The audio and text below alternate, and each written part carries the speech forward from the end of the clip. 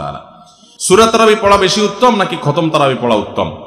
অবশ্যই যদি আপনি কোরআনে কারীমের খতম পড়তে পারেন সূরা তারাবির চাইতে সেটা উত্তম, এতে কোনো সন্দেহ নাই। সূরা তারাবিতে তো সামান্য ছোট ছোট আপনি কেরাত পড়বেন, আর খতম তারাবিতে বড় বড় কেরাত পড়বেন, তো কোরআন বেশি তেলাওয়াত করাটা তো অল্প তেলাওয়াত করার চাইতে বেশি উত্তম, সেটা তো বলাই বাহুল্য। এই জন্য অবশ্যই খতম তারাবি উত্তম, কিন্তু খতম তারাবি যদি তুফান মিল গতিতে হয়, 5G 6G গতিতে হয়, তাহলে সেই খতম তারাবি যদি হয়, যেই খতম তারাবিতে কি পড়েন হাবেশ সাহেবের শুধু ইয়ালামুন আর তালামুন ছাড়া কিছু না বুঝেন, তাহলে ওই রকম খতম তারাবি পড়ার চাইতে সূরা তারাবি পড়া উত্তম।